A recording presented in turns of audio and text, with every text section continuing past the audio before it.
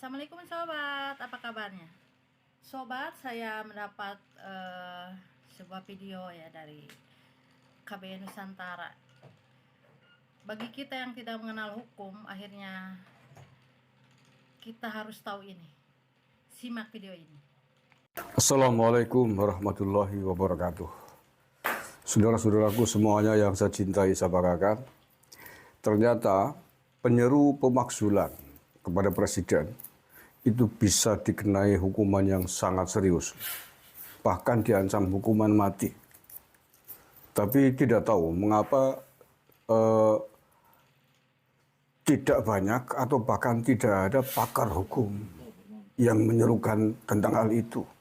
Padahal suara-suara pemakzulan disampaikan oleh orang-orang yang katanya pakar hukum, elit-elit, tokoh-tokoh politik.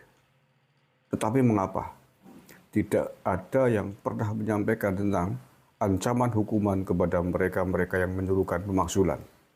Nah, hari ini saya menerima sebuah video dari pakar hukum dari Semarang, namanya Dr. Suparmin, yang menyebutkan pasal-pasal tersebut. Pasal-pasal yang mengancam sangat serius terhadap siapapun yang menyerukan pemakzulan kepada presiden. Baik. Untuk lebih jelasnya kita simak videonya berikut ini. Assalamualaikum warahmatullahi wabarakatuh.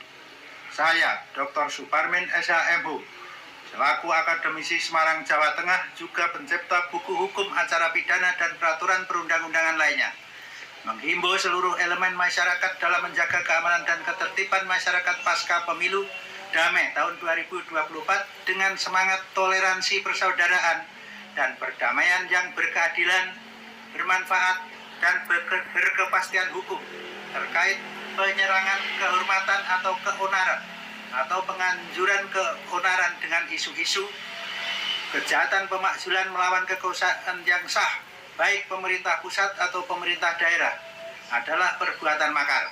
Diatur pada Peraturan Hukum Pidana Undang-Undang tanggal 26 Februari 1946 nomor 1 Berita Republik Indonesia 2 Romawi 9 SDU-DG Undang-Undang nomor 73/1958 pasal 104 dan atau pasal 107 dan atau pasal 110 ayat 1 dan atau pasal 14 ayat 1 dan atau pasal 15 Romawi. Perbuatan tersebut di atas dapat dilaporkan ke Bareskrim Polri atau Polda terdekat. Salam seduluran damai saklawase. Salam seduluran damai saklawase. Salam seduluran damai saklawase. Wassalamualaikum warahmatullahi wabarakatuh.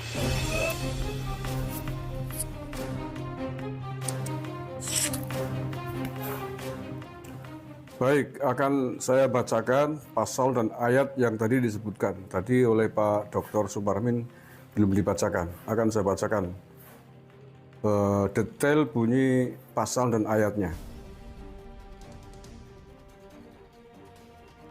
Saya baca ya, pasal 104. Makar yang dilakukan dengan maksud untuk merampas nyawa atau kemerdekaan presiden atau wakil presiden, atau untuk membuat mereka itu tidak mampu memerintah, dihukum dengan hukuman mati, atau dengan hukuman penjara seumur hidup, atau dengan hukuman penjara selama-lamanya 20 tahun.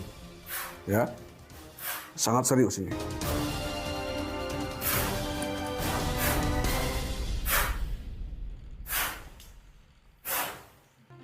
Kemudian pasal 107, makar yang dilakukan dengan maksud untuk merobohkan pemerintah, dihukum dengan hukuman penjara selama-lamanya 15 tahun. Oke, lanjut. Pasal 110 ayat 1, permufakatan untuk melakukan salah satu dari kejahatan-kejahatan seperti yang dimaksud di dalam pasal 104, 106, 107, dan 108 dihukum dengan hukuman yang sama.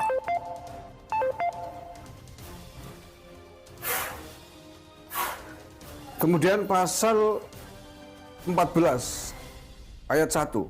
Barang siapa dengan menyiarkan berita atau pemberitahuan bohong dengan sengaja menerbitkan keonaran di kalangan rakyat dihukum dengan hukuman penjara setinggi-tingginya 10 tahun.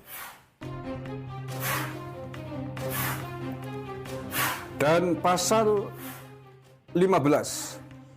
Barang siapa menyiarkan kabar yang tidak pasti atau kabar yang berkelebihan atau yang tidak lengkap, sedangkan ia mengerti setidak-tidaknya patut dapat menduga bahwa kabar demikian akan atau mudah dapat menerbitkan keonaran di kalangan rakyat, dihukum dengan hukuman penjara setinggi-tingginya 2 tahun.